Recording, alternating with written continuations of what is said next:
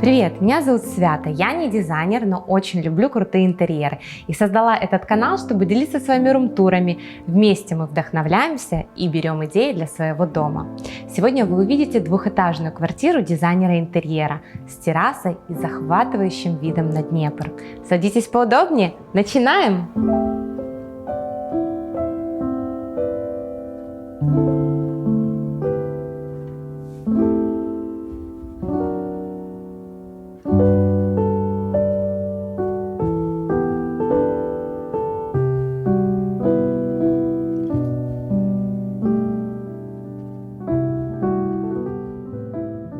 Меня зовут Виталия Авринская, я идейный вдохновитель студии Авринская дизайн, и для меня это объект особенный, потому что это моя квартира, и с удовольствием расскажу вам про нее. Началась пандемия, все начали покупать дома, потому что всем захотелось быть ближе к природе, но это не совсем наша история с мужем, и мы начали рассматривать квартиры с террасой. Когда мы пришли смотреть эту квартиру, мы в нее сразу влюбились. И начали думать, как тут все организовать. Большое преимущество дает терраса. Квартира двухуровневая, и большая терраса находится на втором этаже. Это немножечко нестандартная история для расположения кухни-гостиной, но в данном случае разносить эти зоны в разные места бессмысленно, потому что хочется быть и на террасе, при этом на кухне, и зона гостиной. Это такое у нас тусовочное место, мы очень любим принимать гостей, и вариантов даже не рассматривалось на втором этаже. На первом этаже у нас было достаточно много запросов, плюс были особенности в планировке. Там в коридоре был посередине небольшой пилон, несущая конструкция, его нельзя было убирать, и в принципе все разворачивалось вокруг этого пилона. Планировочному решению достаточно много уделяли внимания, потому что было и запрос на 3 спальни, и кабинет, и должна была быть хоть зона с постирочной, и гардеробные, и шкафы, и это все мы пытались организовать на первом этаже. И потом пойдем посмотрим, я покажу, как это все получилось. В принципе, если говорить про стиль, в котором решена квартира, то это минимализм. Мы в большей степени работаем в этом стиле, но у нас присутствуют элементы эко и этно-мотивов. Была такая задумка передать такой вот эффект керамики, да? Но мы понимали, что на заказ мы эту плитку делать не будем, и у меня была идея сделать из шамотного кирпича, это кирпич, который обкладывается печи, его нарезать и таким образом создать плитку, да, то есть у него приблизительно похожий цвет, но когда мы это сделали, проявился ровный срез и не было вот этой пористости, которую очень хотела получить. На одном складе мне показывают облицовочную плитку и уносят ее, и я вижу заднюю сторону этой плитки и понимаю, что это оно. В результате мы эту плитку клали лицевой частью на стенку. Да, рабочие много раз переспрашивали, я уверена ли в этом решении. Да, но мы получили очень классный результат, вот такой вот теплой стены и такой, натуральной, что ли, керамики эффект. У нее такая пористость, цвет такой неровный, поэтому мы очень довольны результатом, который получился. Вот здесь тема как очерета, да, или камыша.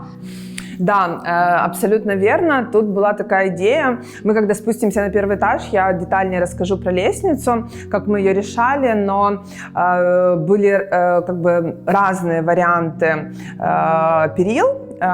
И так как у нас тут присутствуют этноноты, вот такое вот решение нашлось, да, это имитация очерета. Очень многие спрашивают, у вас нету верхней части перил, удобно или неудобно? Да, удобно. Они достаточно надежные и, в общем, все супер, с функцией своей справляются. Микроцемент на втором этаже очень приятен на ощупь, но при этом более практичен, потому что тут много мокрых зон, плюс выход на террасу. И мы посчитали, что микроцемент на полу – это очень классное решение. Ну и еще он мне немножечко издалека напоминает глиняный пол в украинских хатах. Ну да? вот он так и выглядел на самом деле, на него просто вместо ковров настилали вот сухую траву. Да, но в принципе это так и выглядело. Да, это супер. У меня просто у бабушки была такая хата. Я просто помню с детства. Это ощущения классные.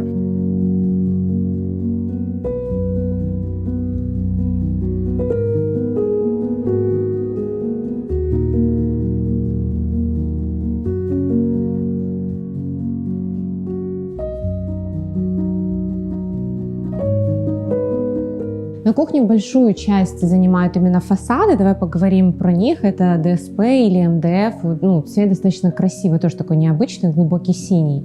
Да, это МДФ, крашеные фасады. Вот, вообще всю корпусную мебель делали мои любимые подрядчики. Это мебельная фабрика Донна. Вот, это очень важно, чтобы подрядчик понимал, что ты хочешь, потому что для нас достаточно важны все узлы, оси, которые, чтобы все сошлось, чтобы в результате там все было в одну линию. И не каждый подрядчик, к сожалению, может это воплотить. Мы всегда очень много делаем выкрасок, друг под друга их подбираем с другими материалами, и в данном случае это такой сложный цвет. Для кого-то он серый, для кого-то он синий, но он действительно очень классный, на всех производит такое вау-впечатление. Да. Вот. Но я знаю, что вот здесь на самом деле вот эти, по-моему, две секции, они глухие, да? Это вы просто пилон закрыли. Да, тут вент-канал и канализационный стояк. Получается, что вот тут он находится. Тут у нас находится неглубокий такой вот хранение для стаканов, бокалов. Как раз удобно, да, что мы не его, глубокое. да, таким образом скрыли и создали эффект, что это цельная кухня. Вот, и считывается, что это идут фасады, потом идет это холодильник. Да, холодильник, да, карго, морозилка. Здесь вот просто духовой хранение, шкаф, да, хранение. И морозилка. И морозильная камера, да, совершенно верно. И получается еще из-за того, что вент-канал выступал более чем стандартная глубина кухни, а нам важно было сделать все в один уровень, получилось тут выдвинуть столешницу более чем на 600, и у нас получилась такая полочка там, где можно что-то хранить, специи ставить, например, или слушай, полотенечко. сейчас здесь ничего нет, а как обычно ты используешь? Да, я немножечко тут приукрасила. Да, сейчас я покажу. У меня есть бумажные полотенчики, которые там иногда лежат. Вот, например, вот так вот, да. Потом сюда можно соль, перец поставить. И, в принципе, полотенчика иногда вешают. Достаточно удобная получилась как бы полка. Но, опять же, я люблю все как бы минимально, чтобы что-то находилось на поверхности. Поэтому она и функциональная, в то же время такая декоративная. А что за столешница? Что за материал? Это ашпель. Я очень хотела черную столешницу. На тот момент, когда мы заказывали, это был единственный материал, который при механических повреждениях не оставляет белые следы. Тут блюм-система, тандем-боксы и немножечко тут еще органайзеров не хватает, но мы в процессе воплощения. Очень удобно и, опять же, минималистично смотрится. С этой стороны у нас винный холодильник. Я уже сказала, мы любим гостей принимать. Да, тут мы сортируем мусор. Вот, сортировка идет. Ну и вообще этот остров, он выполняет две функции. С одной стороны, это дополнительная рабочая зона, с другой стороны, даже, наверное, три, да, рабочая зона. Мы часто тут завтракаем. И плюс еще как барная стойка, достаточно тоже часто используемая. Была такая задача, да, многофункциональная, организовать пространство, и, мне кажется, получилось. Ты говоришь про то, что в этом интерьере много этно-мотивов, да, а что есть из украинских брендов? Мы достаточно много применяли украинские бренды. Например, стол – это Кола, стулья Пропро, диван Интерия. Вот, например, панно, да, интересная современная интерпретация. Я нашла эту девочку, Олеся Гнатюк, и попросила ее сделать в подобном стиле мне макраме. панно, макраме, не знаю, как правильно назвать, это не совсем макраме, вот, но получилось, по-моему, очень классно.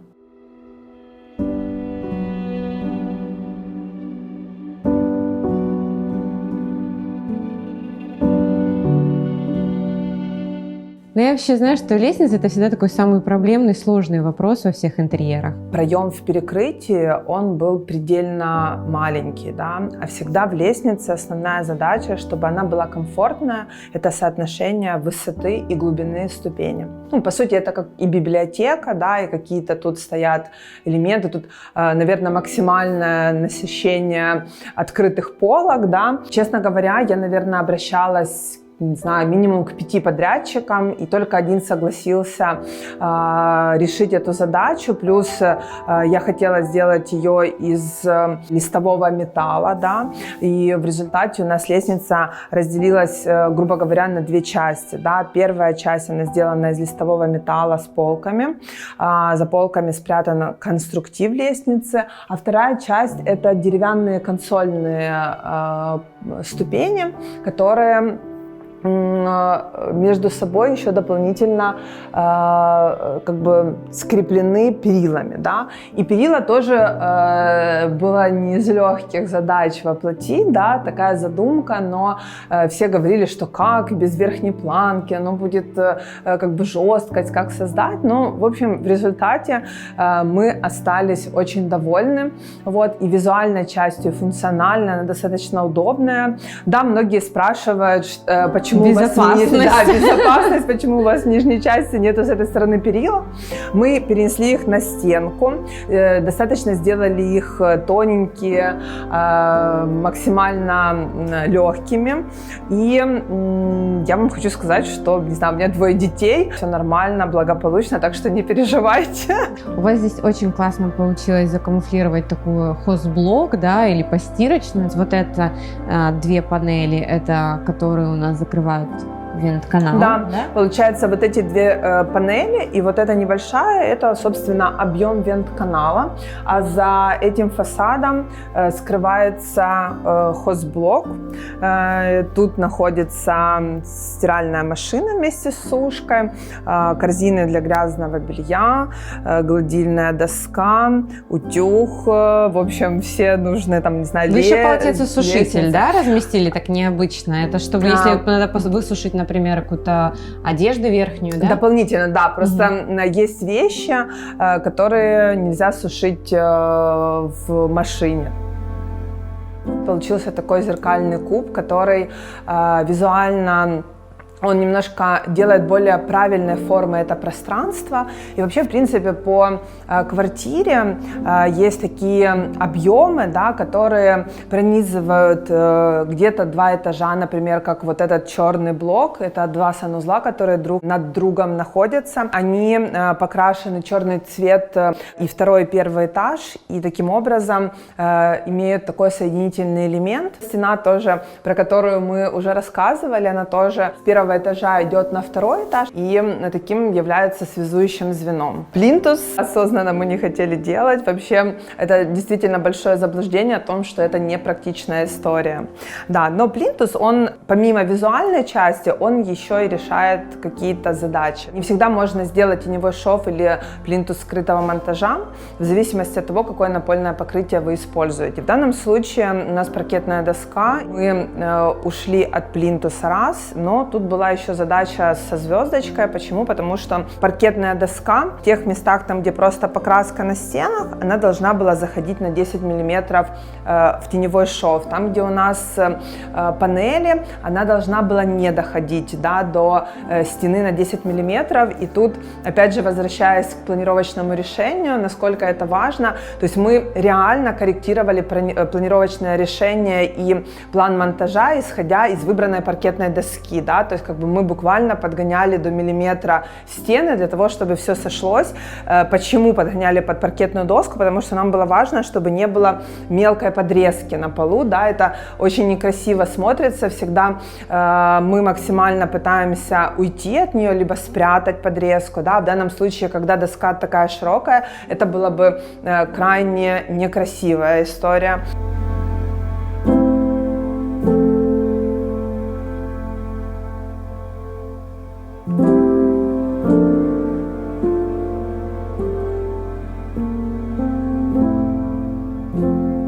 теперь в спальне у вас получается такая парящая кровать, не новое решение, но все-таки классное. Достаточно комфортное, да, и практичное, потому что очень часто заказчики жалуются о том, что как бы ногам неудобно, подходя к кровати, да, тут такой эффект парящей кровати, абсолютно не новое решение, но достаточно легко смотрится, и тут тоже кастомная мебель, которая делалась на заказ, и кровать, перетекающая в тумбочки, там выдвижной ящик, потом это все переходит в панели, которые имеют деревянную рамку, опять же, натуральное дерево, которое покрашено в черный цвет с проявлением текстуры, точно так же, как и откосы. Я обожаю просто все тактильные, да, истории в интерьерах, да, точно так же, как вот эти панели, они выполнены из натурального, они мягкие, да, из натурального льна, вот, и максимально мы пытались подобрать вот цвет стен с панелями, чтобы это смотреть. Это, кстати, единственная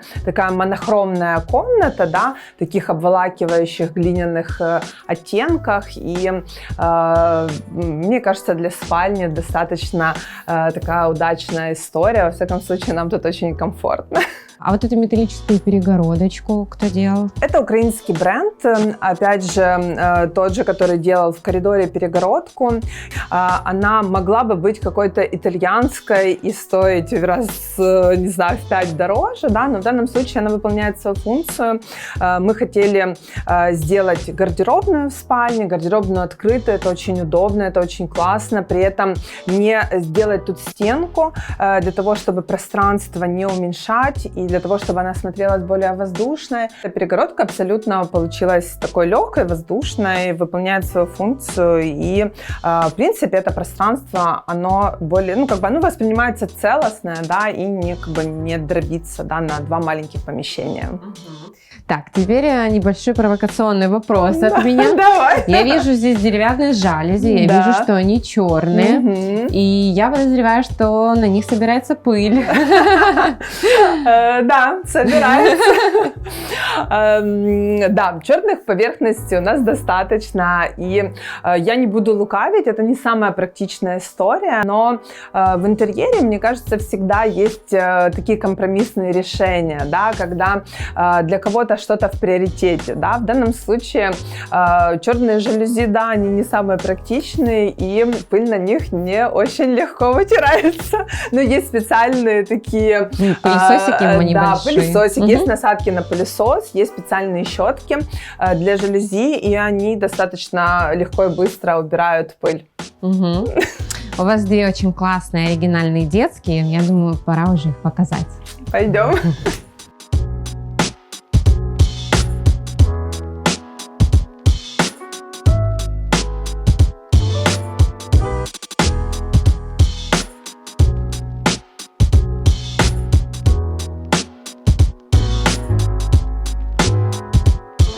Собственно, из этой комнаты, наверное, началась история любви к этой квартире, потому что ты, когда заходишь, а тут не было, естественно, дверей, и мы зашли, посмотрели налево и увидели шикарный вид из окна на Днепр и влюбились, потому что это просто было вау. Все появилось, исходя из каких-то особенностей помещения, например, конфигурация этого шкафа. С одной стороны находится вент-канал, который выходит на террасу, и с другой стороны шкаф не хотелось делать от потолка до пола для того, чтобы не загромождать это пространство. Поэтому мы сделали цоколь достаточно высокий, углубленный, и сверху зашили вент-канал. Получился такой, как по мне, достаточно воздушный шкаф. Парящий. Да, парящий. И еще, что можно сказать по поводу разделения этой комнаты на как бы 2 зоны, да, зону спальную и зону, можно сказать, рабочую. Но на самом деле задачи такой не было. Она появилась, исходя из особенностей потолка. На потолке была торчащая арматура, и зашивать гипсокартоном мы не могли и не хотели тут потолок, прежде всего из-за вентиляционных решеток. Вот. И у нас появилась такая накладка из ДСП, которая изонирует и визуально симпатично выглядит. И получилась вот, собственно, эта комната, исходя из особенностей помещения. Если у сына был один запрос, он хотел синюю комнату, то дочка сразу сказала, что она хочет двухъярусную кровать, причем на втором этаже она хочет спать, а снизу она очень хотела такую вот, ты правильно сказала, тусовочную такую зону. Почему подиум? Опять же, потому что была задача максимальное количество сделать посадочных мест. Обычно это решается за счет дополнительных подушек, да, каких-то там таких мягких зон. Но в данном случае тут еще вот это выпирающий объем вент-канал.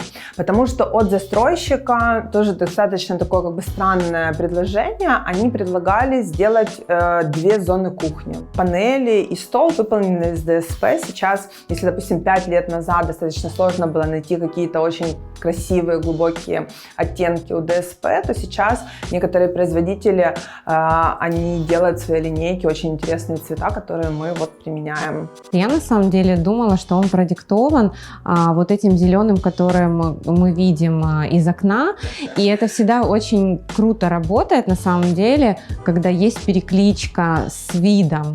Да? У нас есть там салатовые балконы, да, и здесь такой же салатовый в мебели. Но все получилось наоборот, и на самом деле, да, очень многие Вы это сделали замечают. мебель, потом они покрасили балкон. Не совсем, да, то есть с одной стороны это и не специально, но в результате получилось, да, что оно очень хорошо перекликается, можно сказать, перетекает в пространство.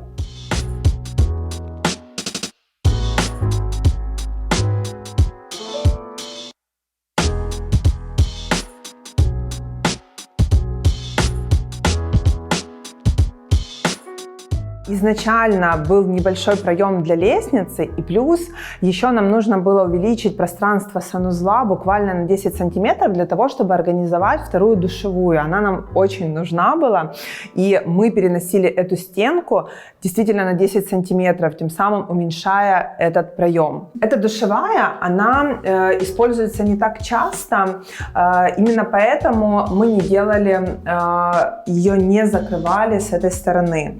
И безусловно, когда ты пользуешься этим душем, небольшое количество воды попадает на унитаз, поэтому мы его сделали белого цвета, в отличие от унитаза на первом этаже, там он черного цвета. Также тут использован микроцемент на стенах и на полу, потому что он имеет достаточно высокие влагостойкие качества. Кстати, тут мы тоже использовали украинского производителя раковин Adult Lab. И еще такое интересное решение по поводу этой стены. Мы сделали тут зеркало от пола до потолка, оно расширяет пространство, и сделали встроенный смеситель, который очень симпатично смотрится, выходя из зеркала.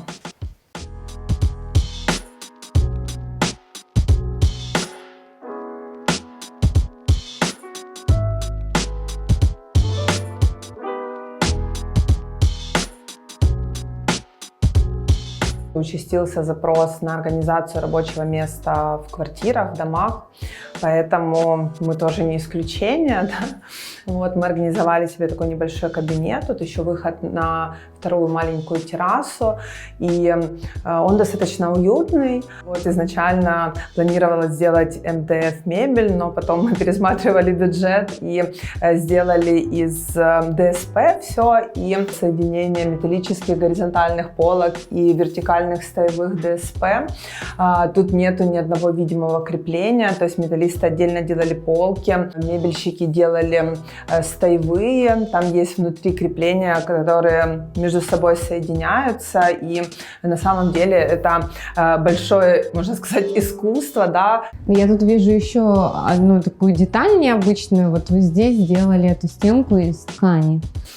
Да, это, с одной стороны, как бы решение, которое скрывает конструктив и крепление полки. Да, вот тут вот мы видим только горизонтальные металлические, они крепятся к стене, и этими панелями скрыто крепление. Вот. Ну и всегда, когда мы применяем, ну вообще, когда применяешь более простые материалы в интерьере, всегда нужно уравновешивать их чем-то. В данном случае ткань, да, которая тоже натуральная, сделанная из льна. Вот, и вот эти элементы металлические полки, металлические выкрашенные терракотовый цвет ручки у фасадов. Они таким образом уравновешивают вот эту историю из более простых материалов и в более таком выгодном свете, если можно так сказать, представляют как бы общее пространство в целом, ну, восприятие в целом. Но мне кажется, из-за этого люди и боятся черных комнат, потому что им просто кажется, что это будет черный куб, да. Но если правильно, грамотно расставить вот такие небольшие акценты, тогда это пространство и не давит, а наоборот вдохновляет, и вот оно расширяет. Все мы разные, да, очень по-разному воспринимаем пространство, поэтому кому-то комфортно, кому-то кто-то однозначно скажет, что нет. Вот, нам очень комфортно и... Каждому свое. Да, безусловно.